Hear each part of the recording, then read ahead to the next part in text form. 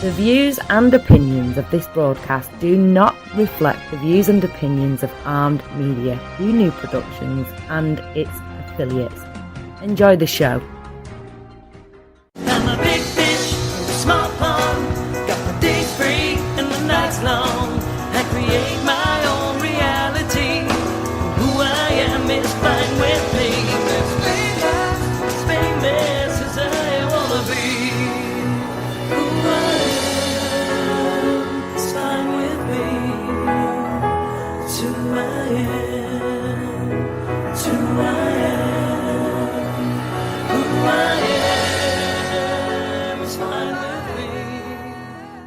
Hi everybody, it's Maria with What's the Story with Maria. Welcome to episode 9 of our show, and we're here every Tuesday night, 9 p.m. Eastern, and this is on Armed Radio, which you can get by hooking into your TuneIn app on your phone or your computer, and then you click on Armed, A-R-M-E-D Radio, and then you will, hold on one second, I got a little,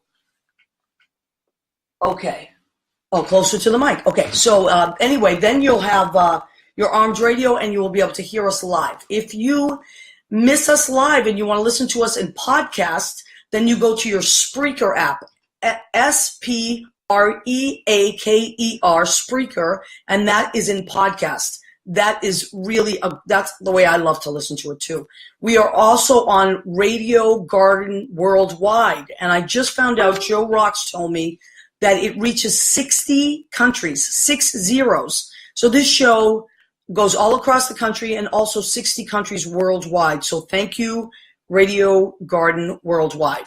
Okay, so tonight, I'm not going to lie, I'm a little nervous because it's my first show with, I don't have any guests, and I'll tell you why. That was on purpose. What I do have is my friend Catherine Salvio, who was a guest on my show a few weeks ago. She was also an engineer for, video tech engineer for NBC. So she's my sidekick tonight, and she's helping me with, I'm going to get a call in, and also I have a bunch of stuff going on. So, okay, tonight I would like to dedicate this show to the 9/11 responders, first responders, and also people that were there in the aftermath. I have lived in New York for almost 30 years. So on 9/11, 2001, I lived literally 10 blocks from there. I lived on Houston Street. If you know New York, you know that that's very close.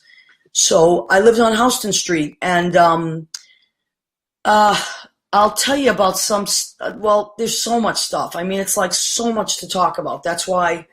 So the morning of 9/11, I was sleeping, and my Aunt Anna Crugnali, she called, and she said, wake up, something's happening. And I didn't know, and she said, turn on your television. So I turned on the television, and I saw what everyone else saw. And while we were talking, the second plane came in. And it's amazing what happens to your brain in times of great stress. So my brain didn't realize that what I was looking at was literally 10 blocks from my house. It felt like, all right, I'm going to move the mic. Jimmy says I need to get closer. So what it felt like was that I literally was looking at a movie. You know, you don't even know what you're looking at after a while. So anyway, what I did was I grabbed my video camera, because I used to video a lot of stuff back then, and I ran to the roof. And I went to the 6th floor, the roof, and I started videotaping it. And I saw smoke and all the other stuff that you see on these, these broadcasts. So I saw the smoke. And as I'm watching it, something said, you got to get out of there. So I got back in on the staircase, and I just walked down. And while I was walking down, I felt like a rumble. And then when I got back to my apartment, the television was still on, and there was no towers. It was just flat. So I ran back out, and this is still what's happening to your brain while these crazy things are happening. I ran back out with my camera, and I videotaped it from the street, which was now like just billows of smoke. And I thought, did somebody move this? Did somebody move those towers? I couldn't figure out what had happened. I just couldn't, nothing like this had ever happened. And never mind 10 blocks from your house. So that's what happened in the immediate. And as I was also up on the roof, I filmed down. I had the camera pointed down. My building was attached to a fire station, and I probably am getting this wrong, but I think it was ladder 6. I'm not sure, but I bent it down and I saw the firefighters driving out, and I remember thinking, "Oh, good, they're going to take care of this," not realizing the enormity of this thing. And down the line, after everything had happened, and I realized that like about 6 of them did not make it back, that's when I decided to write a song. Now this show is about the creative process. And it's a funny show, but tonight it's one of those nights where I just have to talk about, there's times that are very, very sad. And what do you do with that? So what I did with it, because I didn't know what else to do with it, was that down the line, I wrote a song. I co-wrote a song with my friend Karen Cole, who's an amazing musician. And we co-wrote the song. It's called Amputated Skyline. Some of you have my CD and you have it. It's number 4. But I'm going to attempt to play it live. And while I play it live, I'm going to hold up the radio, the boombox to the speaker. I am also going to show you the lyrics on camera. So I hope this goes well. If it doesn't, you can go to my website, or it's also on my Facebook page. Okay, so this is called Amputated Skyline. It's for the first responders, and I hope that, here's the lyrics. I'll hold it up, okay?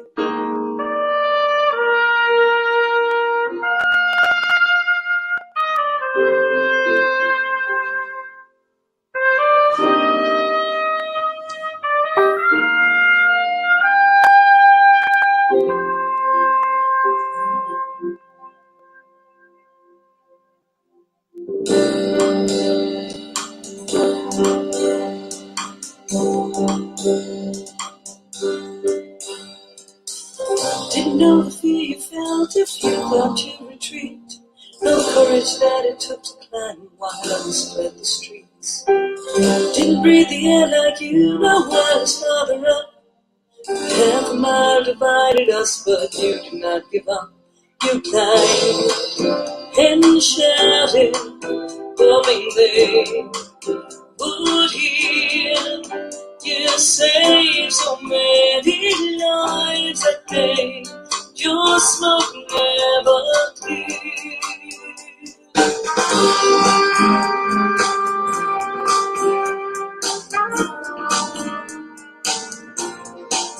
I see the empty space where once there stood a picture in my neighborhood.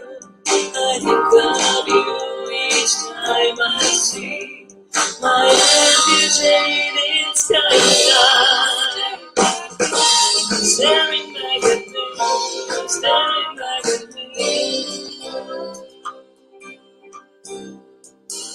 Didn't change your life that day or hold a stranger's hand.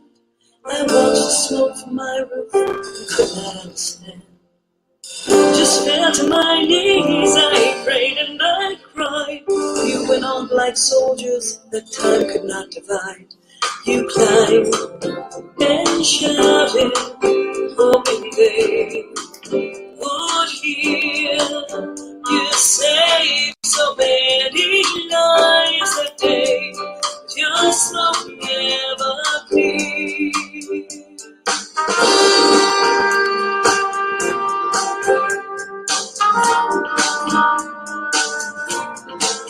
I see the empty space where once there stood a picture in my neighborhood. I think of you each time I see my amputated skyline. Staring back at me, staring back at me.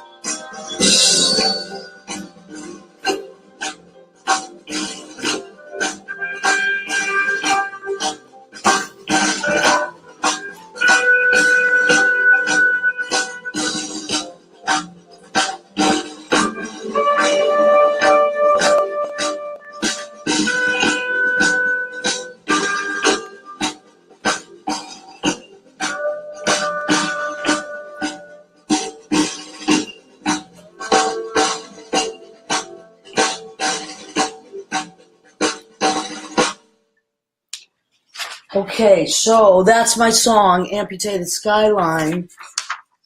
And I was watching, Michael Rizzo is out there, my friend Michael Rizzo. He was an EMT during that time, and he posted some amazing pictures. I have to tag you, Michael. I was trying to tag everybody I could think of, but he was an EMT during that time, and he posted some pictures that you just forget. That's why I wanted to do the show, and I want to always say, we have to keep saying, don't forget. We have to remember these people that were down there. So what I did was I called everybody that I could to just say, get out, you warn people. And my boss at the time, his name was Rick Panson, I called him and he said, listen, nobody can open today. You're the only one that can open. There's nobody can get down because I could walk to work. So I worked at a bar and I said, I will work under one condition. I will, okay, I'm closer to the mic. I will work under one condition, and that is that I can close if I feel like my life is in danger, because you don't know what's going to happen. So he said, don't worry about it. If that happens, just get out. Just run out. Leave the place open and run out. But I did. I don't, you just do the next right thing when you're in this crazy state of shock. So I went to the bar and I opened it, and it was, and my friends that were there that day, and I tagged them. So George Penny, people just started showing up. George Penny, Kerry Dunn, Rory Taggart, Scott Ryan, he's going to call in a little while,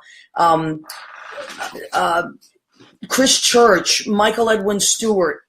I'll think of more, but these were my friends that showed up. They just came. It was like kind of a place to go. So people came and showed up, and we just sat around and watched people were walking uptown, and they were covered in soot. And they just started coming in. I turned on all the televisions, and I started giving out water. And then if they ordered drinks, I just started giving them drinks. And I called my boss, and I said, don't be mad at me, but I don't have the heart to charge these people. I mean, I'll pay for it myself if I have to. And he said, no, of course not. That's silly. Don't charge anybody. And so we just gave things out, but it was so eerily quiet. Like you would have thought that we would have been full and people needing things. It was pin drop quiet, and people were just walking through the streets in shock, covered in white dust. And then some EMTs came in, and it was as if the city was literally holding its breath. And we also, where I worked, was about maybe 3 blocks from St. Vincent's Hospital. So we were waiting to hear, like ambulance or something, and it was nothing. You heard nothing. That's the eerie part about this. There was nothing to hear because there was no one coming in because people had perished. So that is what happened on that day in my life. So as freaked out as I was, I did what I had to do. Michael Isaacs was there. He was a piano player. He just walked. He walked literally 40 blocks to get there. Andrew Holmes was there. But it was nothing compared to the people that were down there, these first responders. And I want to shout out. So I have a piece of paper because I knew that I would miss someone. So Michael Rizzo, I'm shouting out. EMT, first responders. Okay, so I'm going to read this. Hold on a second. I want to shout out to Lieutenant Carol Shinameo. And I just talked to her earlier, and she is now living in Arizona. She had retired then, but she wanted me to give a shout out to District 4, the Transit Police, Becky Hyan. And she was a first responder. She was on site. She was 8 years in the military. She responded that day. She is still with us, thank God. But her friends that she wanted to mention who did not make it were Ray Flores, Moira Smith. They named a park after Moira, and Rob Roy. So also I want to give a shout out to my friend Captain Louis Ramirez. He's in Brooklyn. Thank you, Louis, for all your service. My friend Brendan Ryan, he's a captain in Manhattan. Thank you, Brendan. And he also plays the bagpipes. So that means that when you play the bagpipes, you play those funerals. And, you know, I don't know how many funerals Brendan played, but thank you, Brendan. My friend, Sergeant Suzanne Murray, Sergeant Sue, we call her. She is now retired and she lives in Florida. She's in Utah right now, but I remember I called her and called her and called her and called her, and she wasn't answering because I thought, oh my God, I know she's going down there. And what she did that day was she was teaching, so she took all her cadets and they went down there. And I was talking to her today, and she said, I'm reading all this stuff because I don't want to forget. She said that class, the graduating class of 2001 in July, was one of the best because they were put into a situation very early on that was under extreme circumstances. She said, and she never got to thank them, so she wanted me to thank them. So that's what I'm doing, and that's for Sergeant Suzanne Murray. Okay, also, Lori Goldman Mendez. She is my friend. She's an incredible dancer and has a dance school. Her husband, Eddie Mendez, is a firefighter. They're out in Jersey, so a shout out to the firefighters. My friend, Lieutenant Ron Alvarez, he's retired as well. Inspector Michelle Lent. I tagged you, Michelle.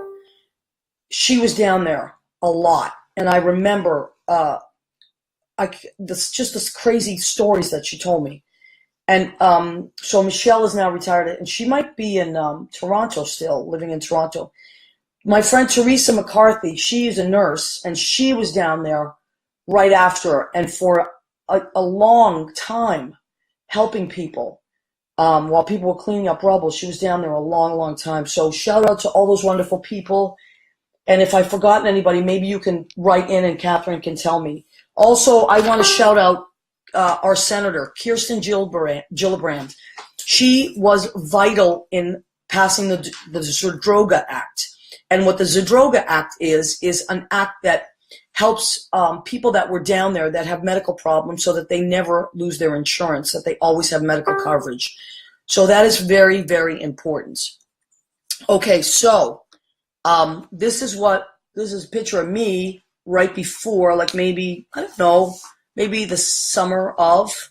So those are the Twin Towers. That's what they look like. Look how, I mean, that's 100 stories there. 200 stories. I mean, if you think about that falling, that's crazy, right? So let me see. What do we got for time, Catherine? All right, so Scott might be, so here's what I want to do. Our friend Scott's going to call in. I'm going to call him. And Catherine's going to call him. So we were down at that bar, and we just sat around. And I want to talk to Scott in particular because he was so let me put Scotty. Hold on, Scotty. I'm going to put you up to the mic. Thank you, Catherine. Okay, so, and let me have your phone too, Kat, so I can talk to Scott. Okay, so let's see if this works. So this is, talking to Scott Ryan. He's driving to, hi, Scotty. So Scott and I were roommates for a long time. It was, Scott was one of the best roommates I ever had because he's really clean and I'm not. I mean, my intentions are good, but Scott is like the kind of guy that cleans the bathroom with like Q-tips around the faucet, that kind of clean. Yeah, me and D. Yeah, you and D. So, anyway, we were roommates for a long time, and then Scott moved to Brooklyn. And then that day, Scotty, you came in from Brooklyn, right? So why don't you tell us that? I did. So, we all woke up kind of the same way to shock and a lot of calls. I was getting calls from people to tell me what was happening. And, it's so weird. I turned on the news and was watching, and I couldn't figure out what was really happening. I just, I don't know, it was all total shock. The most random thing I did was I threw a tape in the VCR and started recording it because I knew it was something huge, and I knew it was something that was life-changing, and I don't know why I did that. I still have the tape. Wow. And I haven't been able to watch it until maybe a year ago. And watching the newscasters try and talk about what they didn't know what was happening, it's just so bizarre. And I just finally allowed myself to watch it and cry because it's just so horrible. Yeah. Before I talk too much, I want to shout out to Frank Sweeney. He's a first responder, was a firefighter, and I'm good friends with him now in Florida. Oh, great! He's worked that these first responders have had to do with surviving and being a survivor and survivor's guilt and moving on with life and still showing up to help people is just a tremendous amount of work. And so I give them all credit for, the pain and the struggle of, a lot of them lost everyone they knew. Yeah. And I know he's done a tremendous amount of work, and I thank them for still going on. And he lives in Florida there with you, in Fort Lauderdale?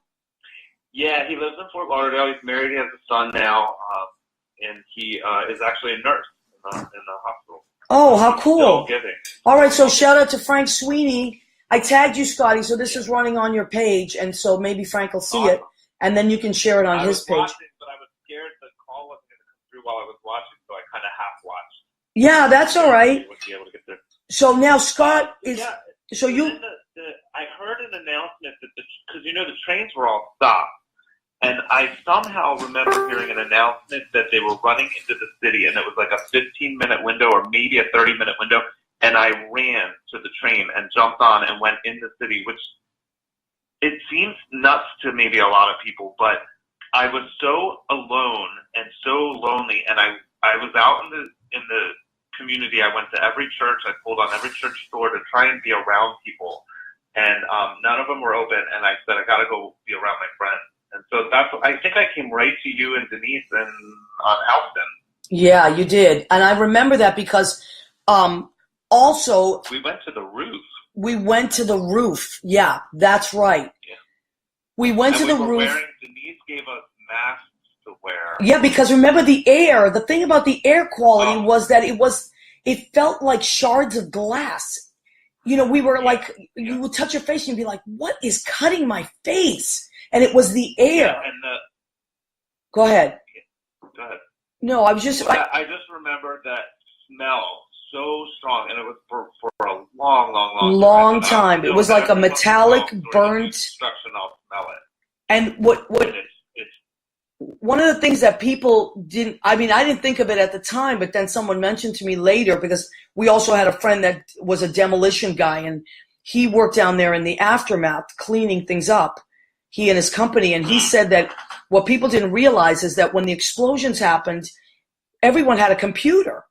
So it was all screens. Back then it was those big computers. It wasn't like the flat screens we have now. And the shards of glass were those computers blowing up. So that's what was in the air that we could feel, and I mean, so we were up on the roof and we were looking down, and I would say within hours, the militia had taken over our street. So it was like all kinds of like army trucks and all kinds of like things I never saw in my life. There was ever, or not that you would expect in New York. And then I just remember for weeks after the no cars. Talk a little louder, Scott, just a little louder. So for no cars, right? No cars going down the streets. But people, do you remember people walking? Like in a stream.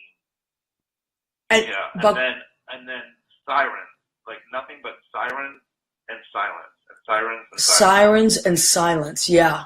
People weren't talking. Nobody was talking to each other. What did you have to say? I think it was a collective feeling of being in shock. Just a collective feeling. Totally.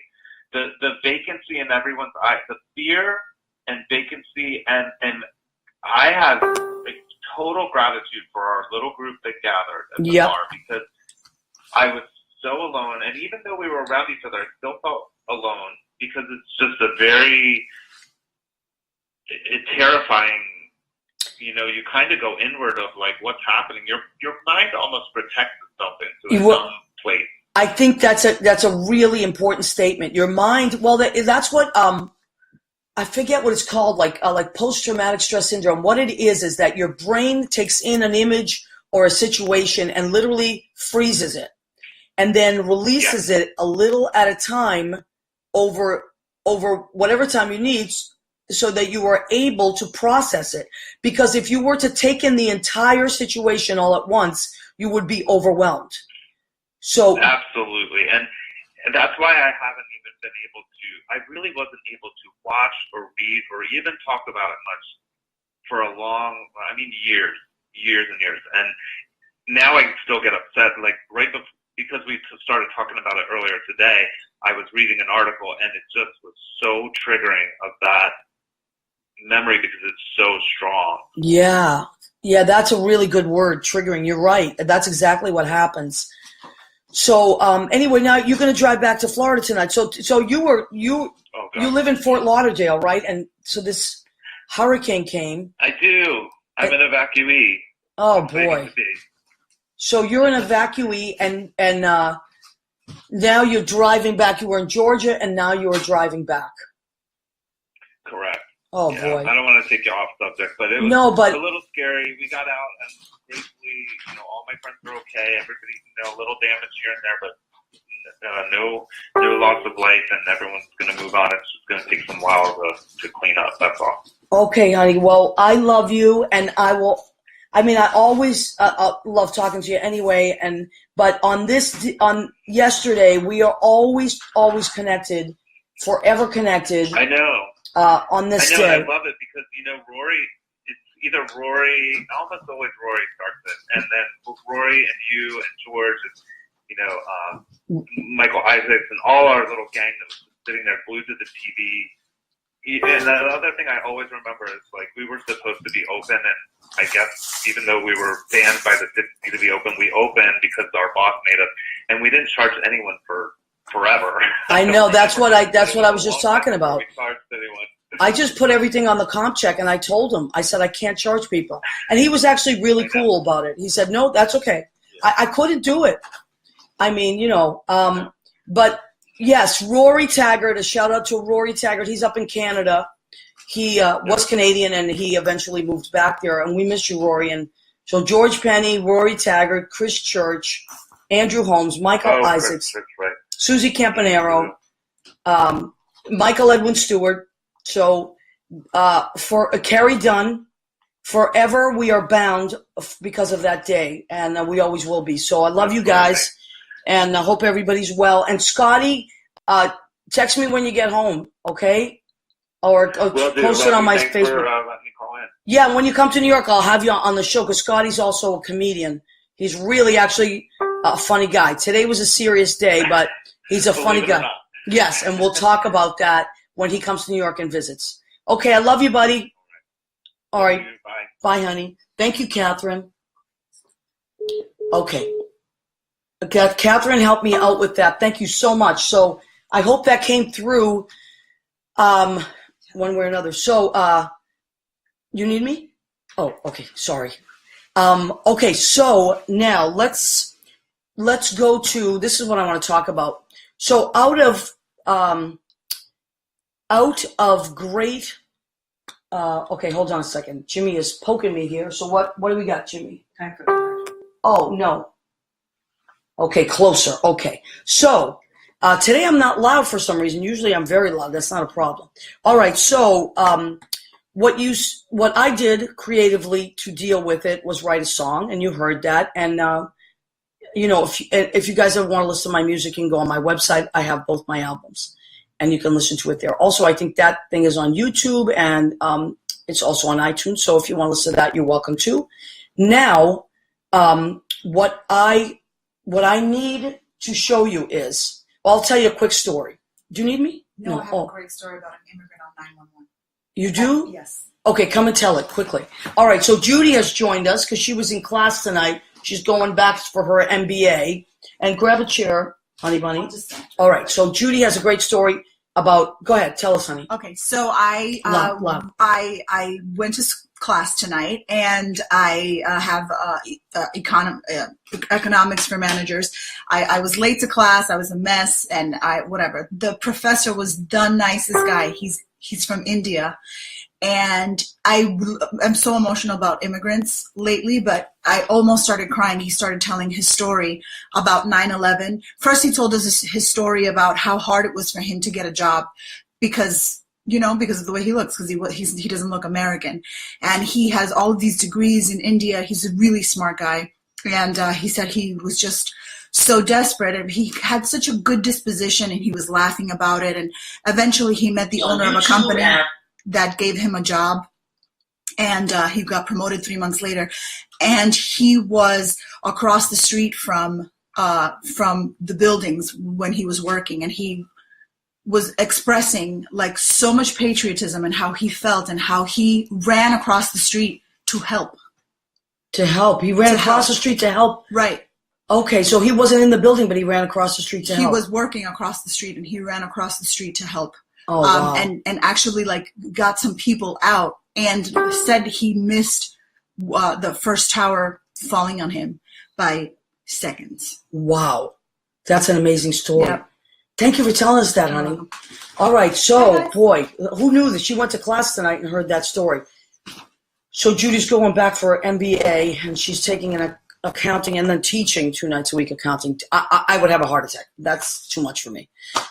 Anyway, so all these great stories. I mean, you meet people all the time in New York that have these just amazing stories, beautiful stories. Now, so I was at the club that I worked at the time, and I was singing one night, but I had just read an article in the New York Times about this guy named Sean Egan.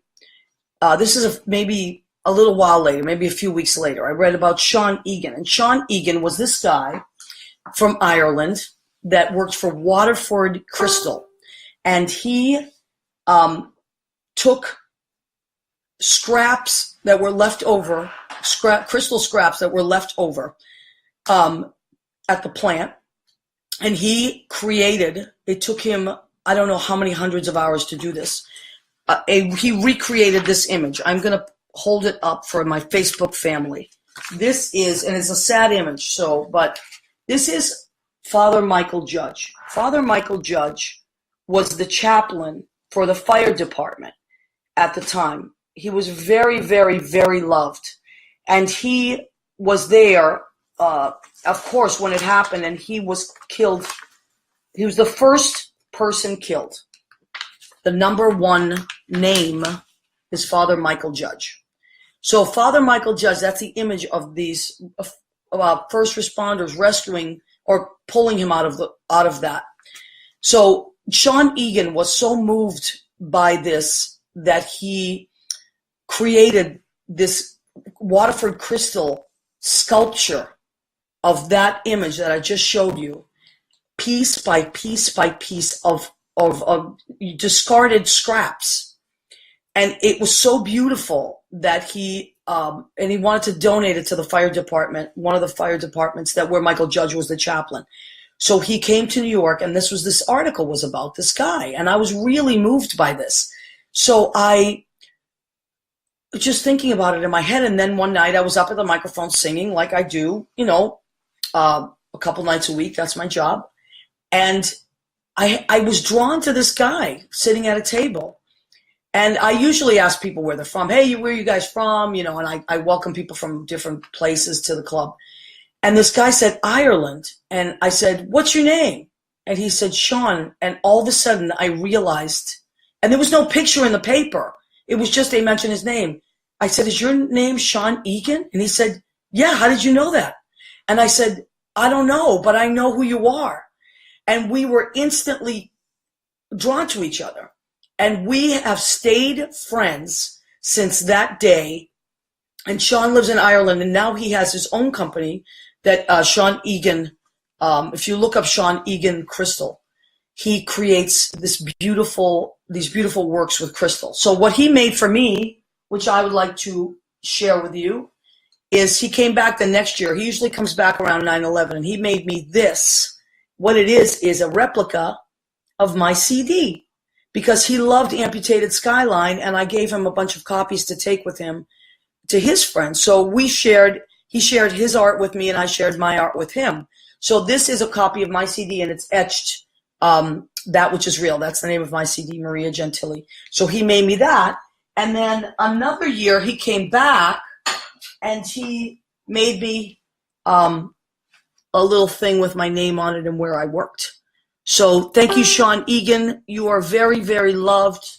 And we send you good thoughts. And what a beautiful, selfless thing to do, to create something. So that's talk about people creating things like that, So if people, let me see how much time we have. No, he did the commercial at the top. Okay. Yeah. So Jimmy, thank you I want to shout out to Jimmy, who is our producer and engineer, Jim Bell.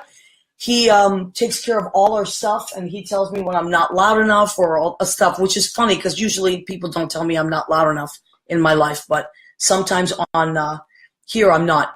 So thank you, Jimmy. He's been running the sound and all the stuff down at the radio station so that we can stay connected.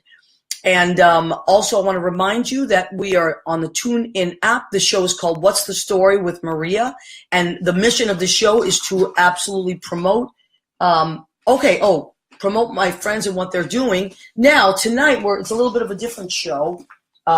So we got about 20 minutes left to our show. So if people want to call in tonight, the number that we're using for a call-in is 917-325-0900. If you would like to call in tonight, you are welcome to do that and talk about, what we were just talking about, or if you just like the show and you want to talk to us about that, feel free to do that. We'll be taking calls for the next few minutes. Also, everybody does different things in time of great stress. And of course, what do you think I did in those days that followed? I ate. How'd you know that? But exactly. So what I did was I literally, after I kind of settled, like the next day, I ran to the supermarket. Everybody ran to the supermarket, and we just started buying up stuff. And what I did is I literally I think I made 50 meatballs. 50 meatballs. That was what I made. 50 meatballs, sausage and pepper. I made lasagna. I think I made a turkey too. I mean, it was like crazy amounts of food. And then, as I was telling you, Sergeant Sue, who was still missing in action. I couldn't find Sergeant Sue. We kept calling her. And finally, on September 14th, I heard back from Sergeant Sue that she was okay and that she and her cadets had done all this work down there. I can't even tell you the kind of work they did because it's the saddest kind of work. But those people should never, ever, ever be forgotten. So that class of 2001 in July, the graduating class, Sergeant Suzanne Murray wanted to thank you again. And so we finally got a hold of Sergeant Sue, and we decided to have just everybody over to eat. And that's what we did. We had people over to eat, and we sat around and just sat together and ate. And I will never forget, I wish I could have found this picture, but Sue, I don't even know if you remember, but you literally were on the couch and you just fell asleep sitting down. And at the time we had a little kitten, and the kitten fell asleep on you. And the image of this sergeant who had worked for like 4 days straight doing just the most ungodly work, and then to be sitting there with this little kitten was just the most beautiful image. And what I thought was, there's still life. There's life here. And so people that did remain and worked and survived in that time and stayed in New York, because a lot of people left New York. And you would see these images for like weeks of people just, because remember the cars weren't going on the street. So people just rolling their suitcases down the street with their suitcases like, I'm out of here. I got to get the hell out of here. And that's what a lot of people did. And then another thing that happened, which was really like beautiful and sad at the same time, was that people lined down the West Side Highway, which is the main road that goes to the World Trade Center. A bunch of us lined up with signs because the first responders were going, and I mean people that were the cleanup crew, the nurses and the cleanup crew and the construction workers, shout out to all those people. Oh my God, the cleanup crew was going, they were driving in and out and working for like 12, 14, 16 hours a day. So a bunch of us in the city got there and wrote signs that said, God bless America, or we love you, and things like that. And we had food, we brought cookies, and we brought all kinds of stuff. And we stood on each side of the West Side Highway, and that's how we helped. So everybody was helping in some ways. And I saw like hundreds and hundreds and hundreds of motorcyclists and caravans coming down from other cities to help. People were coming from all over the country and probably all over the world to help. It was just the most amazing feeling of the world being a community, you know. And let me check what Jimmy's telling me here. Okay, closer still. All right. So it was the most amazing situation where it was the saddest day of our lives, and out of it also came the most beautiful exchanges with other human beings, most of them strangers. And how does that happen? How do you go from the hardest thing to your heart beating faster and faster because you can't believe the experiences you're having? I mean, people were hugging each other in the streets that had never met and would never see each other again. And that is a real true testament to not just New York, but the United States and the world. And you know what one of my friends said? She said, look, we fight with each other until somebody comes at us. And then all of a sudden we're fighting them. And she said, and if aliens had landed, all of a sudden planet Earth would be fighting the aliens. And she was 100% right. That's exactly how it is. So maybe today we can just take a minute and think about, I know we're very divided on a lot of issues, but if we can remember September 11th and how we were so united, we have to remember that. And you know, I think when they say that people, Catherine, do you remember the statistic on how many countries, or Judy, how many countries were represented in those towers? I think I heard 181 or something. So there were people in those towers from all over the world. So the world was affected. And we have to remember that when we want to divide, that there was something that happened that we were all connected to and we will eternally be connected to, you know? So that's just something that I always try to remember. And we didn't have music in the club I worked at for about, I'm going to say 2 or 3 days. It was a Tuesday that it happened. And I think it wasn't until Friday that they started playing music because no one knew what to do. What do we do? Are we supposed to play? Do we not play? Is it disrespectful to play? Should we, things like that. So, but I remember on the Friday night, and I was working that Friday, the piano player started to play a little bit. And then all of a sudden, this rush, maybe 12 gay boys came flying in. And they were and I thought to myself, stop. Why are you doing that? Why are you twirling around and being festive? And all of a sudden, one of them came up and said, we're from Oregon, and we were listening to the news, and your mayor said that we should come to New York City and spend money. And that's what we're doing. And I thought, that's right. That's what they're doing. Stop judging. In that moment I judged, but then I realized that they were trying to support us by continuing to party and have fun. And that's what New York is. It's where you go to have fun. So I want to thank those little gay boys that twirled in from Oregon and said, we're here to spend money. And they spent a lot of money. And then a group of 6 came in after that and said, we're from Chicago. And we were listening to the news and they said to come to New York and spend money. And you got to remember, nobody was flying back then. Nobody wanted to fly. That was the fear. The airlines were frozen. And so the fact that people had started to fly again and come back was a really great thing, And Catherine, you worked for NBC at the time, right? So you were really busy. Come here. I know she didn't want to be on camera tonight, but I'm bringing you on camera for a little bit because you had a very big part in the story as well. And you really helped me out tonight, Catherine. So thank you so very much.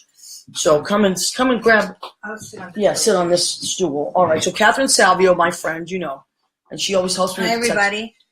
Hi, Catherine. So, which mic do you doesn't matter. want? This is the Facebook Live mic, and this is the. It doesn't matter. Use this one because that's the one usually have problems. Well, I came back from a year of living in Tuscany, and my first day back at NBC was 9/11. And wow, isn't that crazy? Yeah, how crazy is that? I had been sitting on the ground in Times Square a couple of days before, It was Broadway on Broadway, and I was sitting on the street, and the people from Broadway musicals were performing. And I was so happy to be back in my city. And then my first day back at work was 9/11. And first, I was lying on my terrace taking sun, and my girlfriend called me and said, "Do you know what's going on?" And I said, "No, I just hear a lot of sirens." And I lived on 49th Street, which is quite a distance from Ground Zero. And anyway, I went to work. Everybody else was leaving, and I said to my boss when I got through to him that I would work because everything was grounded and nothing else was going to happen. I went in and I saw all the video that nobody was seeing yet about the people falling, jumping off of the buildings. And it was such a shock. Not only, it would have been a shock whether I just come back from a quiet little hill town in Tuscany or if I didn't, but it was such a shock. So I stayed for 13 hours, but at one point I said to my boss, I have to leave and go to church. I just had to go to church. But being who I am, I stopped at a bar and got a Cosmopolitan. Wow, sometimes you need a Cosmo before church. Before church. And I stayed there. Oh, and boy. then at 1 o'clock in the morning, my boss walked me home because the streets were deserted. There was no taxis. There was nothing. Nothing. It was so amazing. And yeah, it was just the eeriest day that I can ever remember in my life. Just an eerie day. We had covered so many stories, I remember when I first started, it was Reagan got shot and different things that happened, but this was like no other. In the newsroom. Yeah, it was just me. Everybody else had left. And how many years did you work in news? Well, I worked in all different areas. I worked in the on-air department, so it was anything that was on the air. So, and you were video tech, right? Mm-hmm. So, yeah, it was like no other experience. I'll never forget it. And well, thank you for being here tonight. Oh, I can't believe it's been so many years already. It seems just like yesterday. And yesterday was the kind of day it was that day too. Blue sky. Beautiful. It was one of the most beautiful days you could ever remember, right? Mm-hmm. So let's give some shout outs. Thank you so much to Catherine for helping me out. You don't have to. You can stay if you want. No, I'll go back to my computer. Oh, go back to your computer. She's been watching. She's been great. And I've been watching. Judy joined us. Thank you. So now let me see. Let's try to give some shout outs as we're winding down. Ron Alvarez says, Carol Brooklyn says, hi, Ron Alvarez. I met Ron at a very different time than Carol, but I said, oh, I know a lieutenant. And he was like, I know that lieutenant. So it's so funny. Like, it's such a small community, the NYPD. Carol was in transit. She was in transit police. So you have your transit police, you have your NYPD, you had your Port Authority police down there. You had your firefighters, you had your EMTs. You had your nurses. There were doctors running down there, people from all over. So shout out to all those people. And the people that tune in every week, I want to thank you. Tonight I didn't give too many shout outs out because I really just wanted to focus on our kind of reporting almost, like a human interest story. We'll go back to our comedy and entertainment next week. And next week I have Scott Evan Davis, who is an incredible songwriter, and he is on the cusp of something like so big, and I'll have him tell you about that next week. So he's just amazing things are happening for him, and right around the corner. And also Michael Raymer, who is a photographer and filmmaker. Michael Raymer is also Susan Campanero's fiance. So if you don't know him, go to Susan Campanero's page and friend Michael. You will not Ramer, Michael Raymer. You will not believe his photographs. They are just beautiful, and you'll love him. So he's going to be here next week. He's a little bit of a quiet guy, but we'll get him to talk. And Susie will probably be sitting in the wings. You know how Susie is. She's funny. So we're going to have them on next week. And we want to remind you again that if you want to, I love that you're on Facebook Live with us every week. This makes my day. It's my favorite hour of the week. I can't wait. I get so nervous before it starts, and then I'm so happy I'm here. And Tuesdays, 9 p.m. Eastern, your TuneIn app. Then you want to just type in Armed Radio, click on your Armed Radio. That's a picture of a blonde girl with red lipstick, and that is what we come through live on. And you can listen to that as it's happening. There's a lot of great shows on that. You should listen to a lot of the shows. I mean, just take a listen. Armed Radio is great. And then we come through on Radio Garden Worldwide, and that reaches 60 countries. That's what Joe Rocks told me. That is really impressive. I was not, I had no idea. So I'm glad that I know that now. And so we shout out to those people. I know our friend Joe Simmons listens to us in London every week, and we thank you, Joe. So if there's people from other countries that want to, please, email us and let us know that you're liking the show. You can reach me on Facebook. You can message me. I would love to hear from you. And also then Spreaker, which I love, love, love. Spreaker is a podcast that you can listen to the show usually about between 12 and 24 hours later. You type in "What's the Story with Maria" once you get to Spreaker, and it will come up, and then save it. So Michael Rizzo, my friend Michael Rizzo, is coming in, and he was an EMT, and he says that we were walking around Ground Zero that night. It was so eerie, knee deep in dust and fluffy brown stuff that was like cotton candy. Wow. I wonder, I guess that was stuff from the buildings, right? I mean, I wish I could talk to Michael. I wish, Michael, do you have that number to call in? Yeah. Give me that number again, Catherine. 917. 917. Michael, if you can hear me, call in. 917. 325. 325. 0900. 0900. If you can, I mean, we have about 5 minutes left, but if you can call in, Michael, and you could maybe tell us a little bit. So Jeffrey Campbell has joined us, and he said it was great to hear Scotty. Yes, we love Scott. He's wonderful. Is Michael calling? Oh, wonderful. Okay, so we have Michael Rizzo. This is so great. All right, Michael, can you hear me? Hello? Michael, can you hear me? Yeah, you're a little low. Okay, hold on a second. I'm going to bring, stay right there, Michael. Okay, I'm going to bring the speaker up to this. All right, so Michael, you said that you were down there that day, right? Right away? Did you go down right away?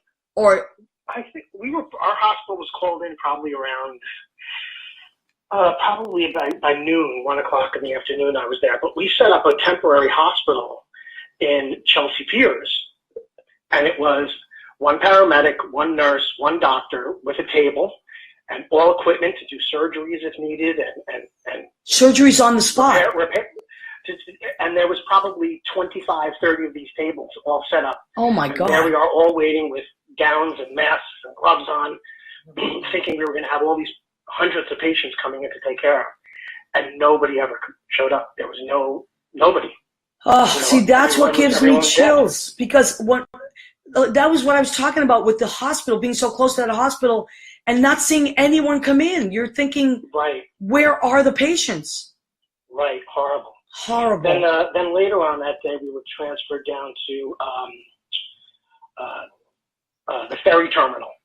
Okay. Down on Ferry Street. Yeah. So we were down there for a couple of hours, and the only other people we treated there were a couple of firefighters that had some trouble breathing from all the dust. Wow.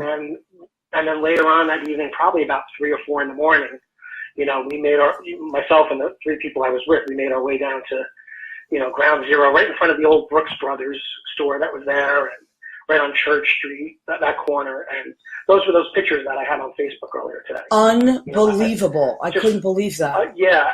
And that's the picture that always haunts me. And for your listeners, it's a picture of a side of one of the New York City Fire Department trucks with the side door open. And there's a pair of shiny black shoes sitting there amongst all that dust and rubble. And I kept thinking that some fireman took those shoes off that he wore probably in the firehouse, slipped on his fire boots, and went into that building and never returned. And I've always wondered whose those shoes belong to. That those shoes, match to. It's just heartbreaking. Oh my God. It's like, and today we were talking, every one of those numbers that you see had a story and a life and memories. And, that's why it's very important I mean, you and I always talk about it, of course, but we really, when you say never forget, it's not just a slogan. It is not to be taken lightly, you know. And as the years go on, people will forget because they weren't around or other things take over, you know. So I wanted to thank you for calling in, and I also want to shout out to my friend Ray. He's a police officer. I want to say his name right. Hold on a second, because I don't want to get it wrong. Ray is hold on. It's Irizarry, Ray Martinez Irizarry. He is my friend, and he's a young guy. And what impresses me about, he graduated in 2011 from the academy, and I asked him today how old he was when this happened, and he was 14. And I said, is that part of what made you want to go into it? And well, I think we're just going to sign off soon. But Ray, thank you for not being afraid and going in, and a shout out to AJ in heaven, who was his friend and our friend that signed him up to take the police test. And now Ray is a police officer in New York City, and we love him. And so thank you, everybody. Michael Rizzo, Scott Ryan, Catherine Salvio, Judy Mesa, everybody that came out tonight, everybody that checked in. Thank you, Jimmy. Don't ever forget 9/11. Let's keep that in our hearts. And if you want to listen to the song, that I have it on my Facebook page as well, if you want to click onto that. Thank you, everybody. Please come back next week. We love you and appreciate you. And that's our show for this week. Thank you. God bless us, one and all.